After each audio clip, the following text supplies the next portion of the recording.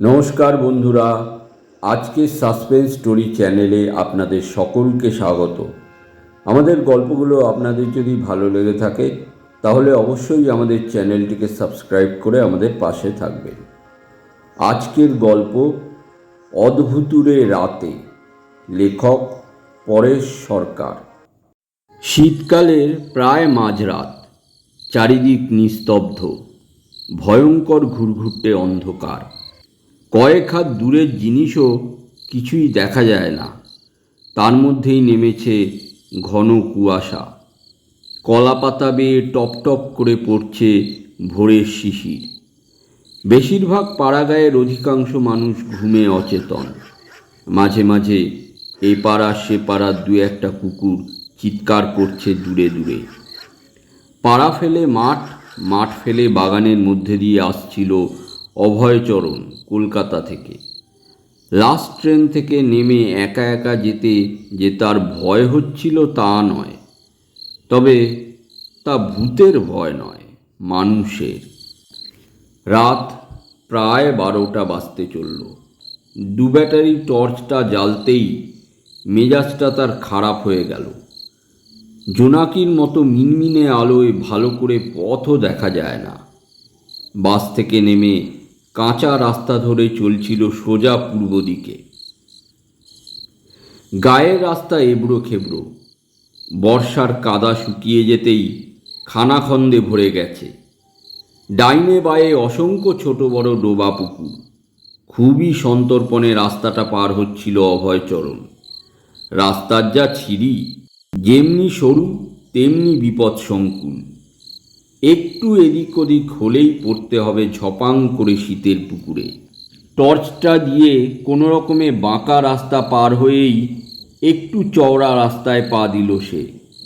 সামনেই বিশাল শ্মশান, এদিকে মস্ত বটগাছ, নিরিবিলি বিশাল ধানের ক্ষেত উত্তরে ও দক্ষিণে। এখনও সব মাঠের ধান কাটা হয়নি। কোনো কোনো মাঠে বেশ জল জমে আছে। ছোট্ট ডোবায় শোল, ল্যাটা, কই মাছের ঘাইয়ের আওয়াজও পাওয়া যাচ্ছে। হাড় কাঁপানো উত্তুরে হাওয়া, শরীরে যেন শীত সূচের মতো বিঁধছে। শ্মশানের কাছাকাছি বটপাকুড়ের জটলার তলায় এসে কেমন যেন ভয়ে হিম হয়ে পড়ল সে। বটপাকুড়ের পাতার মধ্যে ঝটপট আওয়াজ। টর্চের যা অবস্থা, আলো দেখে চলারও উপায় নেই।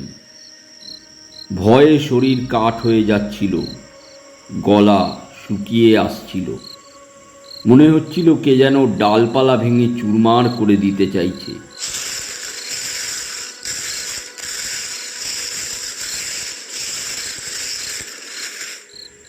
গুটি কয়েক জোনাকি পাতার জটলার মধ্যে মনে হলো জ্বলছে আর নিচ্ছে। কাউকে ডাকলেও কেউ সাড়া দেবে না। মনে পড়ল এখানেই ওই বটগাছে দেবদাস কয়েক বছর আগে গলায় দড়ি দিয়ে ঝুলেছিল।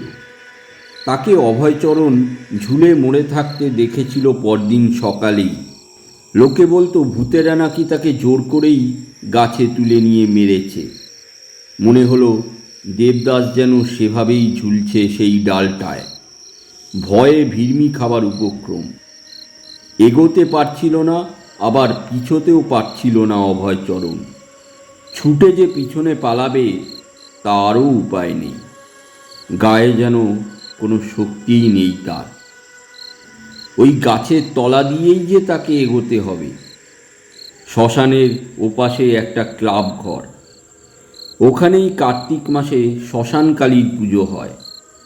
মাঝে মধ্যে এখানে শবদাহ করা হয়। ওপাশেই বৈষ্ণবদের কবরস্থান। ওখানে মৃত বৈষ্ণবকে বসিয়ে কবর দিতেও সে দেখেছে। কাছাকাছি প্রচুর তুলসী মঞ্চ। মনের মধ্যে একটু জোর পেতেই এক দৌড়ে অভয়চরণ বট পাকুড়ের তলাটি পার হলো। বুক তার ধরাস ধরাস করছিল। মনে মনে কয়েকবার বলল, ভূত আমার পুত, শাকচুন্নি আমার ঝি, রাম লক্ষ্মণ বুকে আছে, করবি আমার কি? তবুও মনে পুরো জোর পাচ্ছিল না সে। ভয়ে তার বুক দুরুদুরু করছিল, তার সঙ্গে আবার ভয়ঙ্কর শীতের কামড়।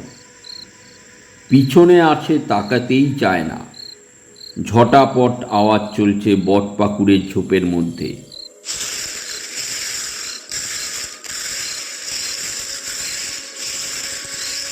মনে মনে ভাবল, তাহলে কি ছাতার ঘুঘু পাখি ধরার জন্য বাদশকুনের আক্রমণে ওই দক্ষযজ্ঞ বেঁধে গিয়েছিল গাছের মাথায়? তা হতেও পারে, আবার নাও হতে পারে। তবে এটা তো ঠিক, ওই ডালের মাঝখানে দেবদাস দড়ির ফাঁকে ঝুলেছিল, তা সে নিজের চোখে দেখেছে। দ্রুত পায়ে সে কলা বাগান, সবেদা বাগান, আম জামের বাগান পার হয়ে এসে পড়ল আবার একটা ফাঁকা মাঠে। এত ভয় অভয়চরণ এর আগে কোনো দিন পায়নি। অবশ্য এত রাতেও সে কোনো দিন এর আগে বাড়ি ফেরেনি কলকাতার কলেজ থেকে। নাইট কলেজ করে সে বাড়ি ফেরে 10টা সাড়ে 10টার মধ্যেই। আজ যে তাকে লাস্ট ট্রেন ধরতে আসতে হবে তা সে ভাবেনি। এখন আর শীতের কাঁপুনি তার নেই। ঘামে ভিজে গেছে গায়ের জামা ভয়ে। যদি গলায় দড়ি লাগিয়ে ভূত তাকেই টেনে গাছে তুলে নিত? না, আর ভাবতেই পারে না অভয়চরণ। এখন বাড়িতে পৌঁছতে পারলেই বাঁচে। এতদিন সে ভূত আছে বিশ্বাসই করত না, কিন্তু এই যে ভয়, ভূতের ভয়, এটা তো আছে, তা সে এখনই টের পেয়েছে হাতে নাতে। দুদিকে ধানের জমি, মাঝখানে আলপথ। ধান গাছগুলি ঝুঁকে পড়েছে রাস্তার উপর, ভিজে সপ সপ করছে শিশিরে। পায়ে লাগতেই বুঝতে পারছে ধানের শীষগুলিও ভিজে ভিজে গেছে, দুপাশের ঘাসও।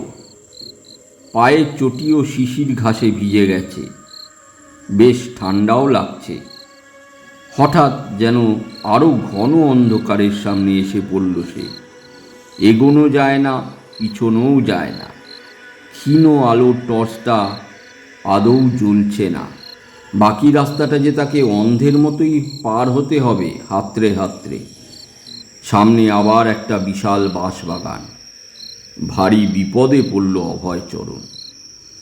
বাড়ির কাছাকাছি প্রায় সে এসে গেছে।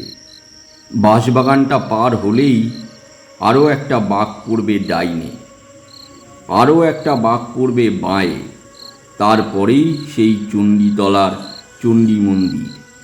মন্দিরের দক্ষিণেই বাড়ি তাদের। টর্চটা কিছুতেই জ্বলছে না। মনে হলো টুনিটা কেটে গেছে। এক পা করে আন্দাজে আন্দাজে পা ফেলছিল সে। এ রাস্তার নারী নক্ষত্র তার চেনা, ছেলেবেলা থেকেই যাতায়াত করছে। অমাবস্যার এই ঘুরঘুরতে শীতের রাতের অন্ধকারে সে যেন সত্যিই কিংকর্তব্য বিমূঢ় হয়ে পড়েছে। দাঁড়িয়ে থাকলে চলবে না, এগোতেই হবে, এগোতেই হবে ভয়ঙ্কর অন্ধকার পুড়ে। আবার শীতও করছে। চললে ঠান্ডা লাগে কম, শরীরটা বেশ গরম হয় পরিশ্রমের জন্য। হঠাৎ উপরের দিকে তাকাতেই তার চক্ষু চড়ক গাছ হবার উপক্রম। বাঁশবাগানের মাঝখানে বিশাল দেবদারু গাছের মাথায় এত লাল নীল আলো কোথা থেকে এলো? দপদপ করে জ্বলছে আবার নিভছে। সবাই যে বলে, তবে কি সেই ভূতের আলো? এত রাতে দেবদারু গাছের মাথায় একসঙ্গে জটলা করা জোনাকির আলো তো এত উজ্জ্বল হবে না। তবে কি শকুন চিল জাতীয় প্রাণীরা ওখানেই বসে আছে, আর তাদের হাঁ করা মুখের ভেতর থেকে মাঝে মাঝে ফসফরাস জাতীয় আলোর ফুলকি? তাও বা হবে কি করে? এইসব ভাবতে ভাবতে হাত পা শরীর ঝিমঝিম করছিল অভয়চরণের। অথচ ওই বাঁশবাগানের পাশ দিয়েই তাকে বাড়ি ফিরতে হবে। কিন্তু এগোবেই বা কিভাবে? ভুতুড়ে কাণ্ডের মতো হাতের টর্চটা টিপতেই আবার জ্বলে উঠল। আলোরও জোর একটু বেড়েছে। অভয়চরণ আবার এগোতে লাগল। মাঠ পেরিয়ে এসে বাঁশবাগানের কাছেই সে পৌঁছল।